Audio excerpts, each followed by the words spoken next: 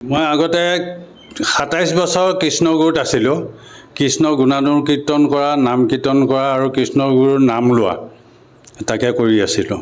আমি আগত যি কৃষ্ণগুৰুৰ পন্থত যি সাধনা কৰি আছিলোঁ তাৰ পৰা আমি কোনো লাভ হোৱা নাই। আমি নোলোৱা আগত যি আছিলোঁ কৃষ্ণগুৰুৰ নাম লোৱাৰ পাছতো সেই একেই আছোঁ, কিন্তু তাৰ কোনো পৰিৱৰ্তন হোৱা নাছিলে। শাৰীৰিক হওক, মানসিক হওক, আধ্যাত্মিক হওক, তাৰ পৰা কোনো লাভ পোৱা নাই। আপুনি সন্ত ৰামপাল গুৰু মহাৰাজৰ শৰণলৈ কিয় আহিব লগা হ'ল?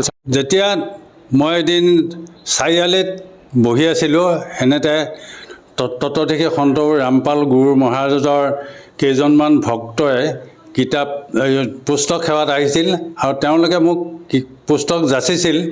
মই অনিচ্ছা স্বত্বেও সন্ত ৰামপালজী মহাৰাজৰ লিখিত গীতা তোমাৰ জ্ঞান অমৃত এই কিতাপখন ল'লোঁ। লৈ পেলাই মই অধ্যয়ন কৰিলোঁ। অধ্যয়ন কৰাতহে মোৰ জ্ঞান ঘূৰি আহিল যে প্ৰকৃত শাস্ত্ৰত গীতা বা বেদত কি আছে, আমাৰ গুৰুবিলাকে আমাক কি দি আছে, আমি কি কৰি আছোঁ, তেতিয়াহে মোৰ এই জ্ঞানটো আহিছিল।